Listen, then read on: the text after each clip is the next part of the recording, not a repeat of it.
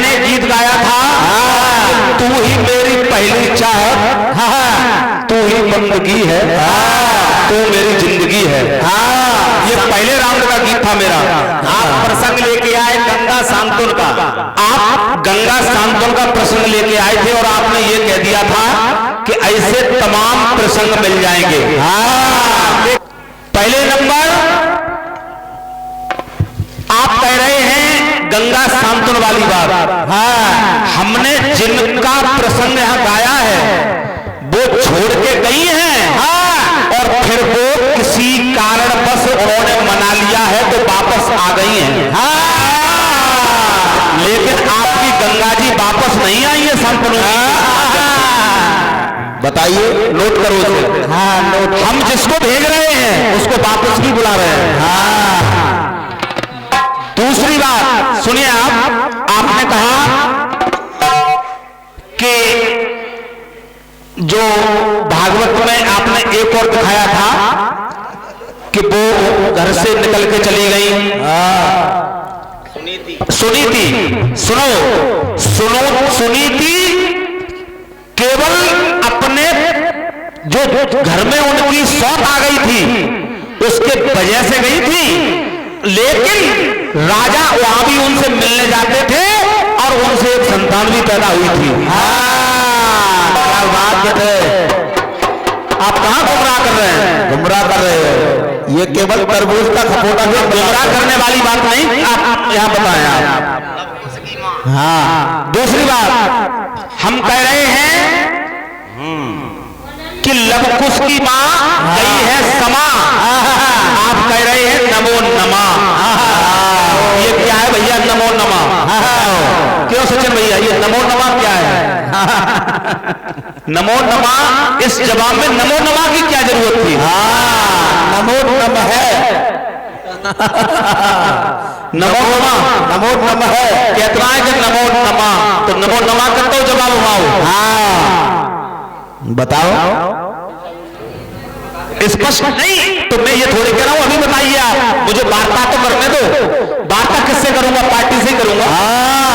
भाई नमो नमः मैं कह रहा हूं लवकुश की मां फिर से गई है समा, अब क्यों राम से दूर हो गई रमा?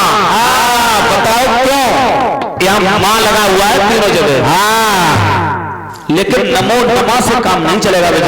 राहुल पारस जी की कमी थोड़ी है, ये कमी लिखने वाले की। ना केवल जीका वालों की बस।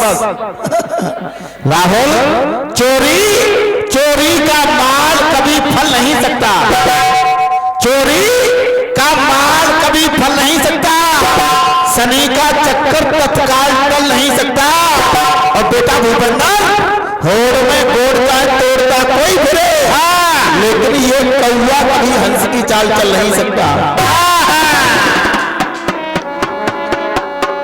भैया हृदय पर मत लेना, ये केवल लिखने वाले की बात है, इसलिए हमने कह दिया है। और ये क्योंकि आपके साथ जो लिख रहे हैं इस वजह से मुझे बोलना पड़ा है। और ये जीका वाले दोनों, आप कह रहे हैं विभीषण, वो कह रहे हैं मूर्छित पड़े हैं। अब इनको यही नहीं पता विभीषण कहां मूर्छित हुए थे। अब ये देखो जीका वाला बेचारा क्या कर रहा है। चलेगा, गांव नगला भूड़ की पावन भूमि पर जन्मे थे गुरबा,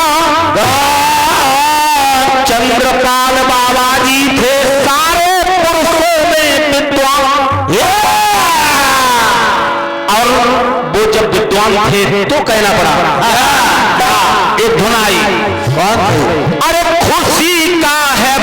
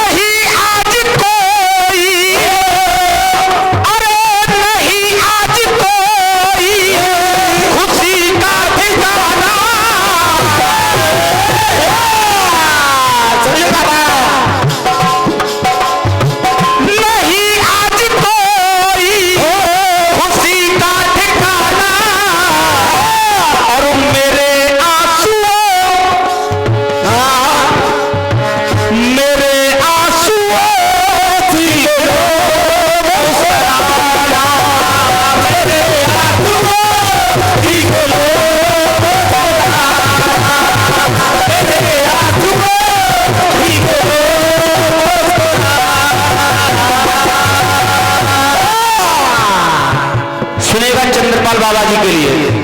सुनिए कि प्रभु साधु नाम में इतने मगन थे,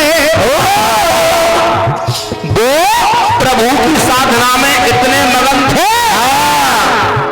अरे प्रभु साधु नाम में इतने मगन थे कि राम भक्ति में राममय हो गए तुम। अरे राम भक्ति में राममय हो गए। और चंद्रपाल बाबा जी अमर हो गए। चंद्रपाल बाबा जी अमर हो गए। चंद्रपाल बाबा जी अमर हो गए। द्वारा चंद्रपाल बाबा जी अमर हो गए। और ये 101 रुपए का आशीर्वाद हमारे चंद्रपाल बाबा जी के सह परिवार से आया है। सुनिएगा कि प्रभु साधु नाम में अरे इतने मगन थे कि राम भक्ति में राममय हो गए। और चंद्रपाल बाबा जी अमर हो गए।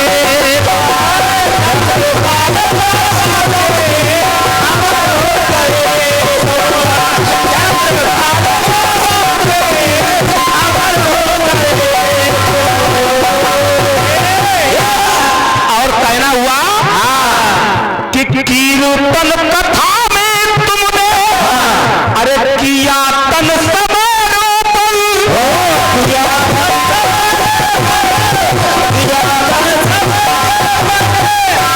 कीर्तन कथा में उनका जो मन था वो समर्पण भाव से रहता था। और तब कहा तब अरे कीर्तन कथा में तुमने अरे किया तन समर्पण। और भाव भक्ति में खो बना मन दर्पण। क्या बात है, उनका मन दर्पण बना। और तब कहा तब कि रमे राम के ध्यानों में, रमे राम के ध्यानों में ऐसे खो गए तुम। अरे चंद्रपाल बाबा जी, अरे चंद्रपाल बाबा जी अमर हो गए तुम। अमर हो गए।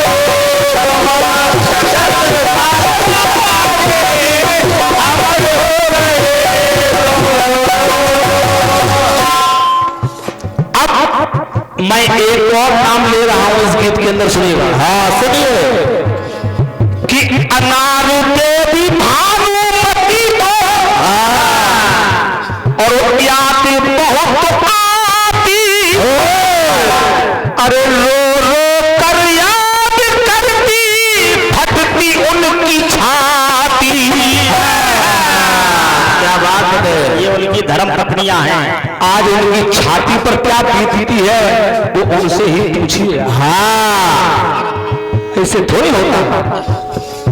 अरे अनार देवी भानुमती को और याद बहुत आती। और रो रो कर याद करती फटती उनकी छाती। लो लो सौर भर बोलो, आज उनकी छाती फट रही है। फट रही है। और ये 101 रुपए का आशीर्वाद हमारे चंद्रपाल बाबा जी की स्मृति में आए। सुनिएगा फट रही है भैया। अरे आराम की नींद में बाबा और ऐसे सोते तुम। अरे चंद्रपाल बाबा जी अमर हो गए।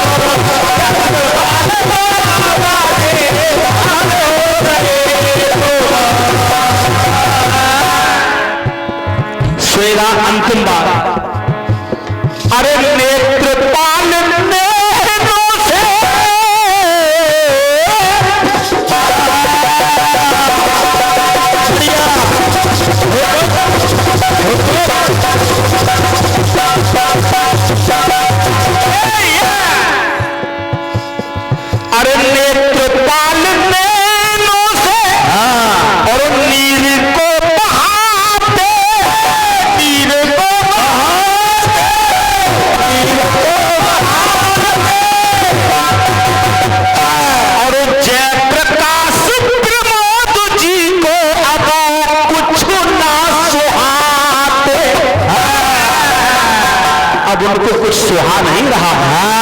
तब कहा, तब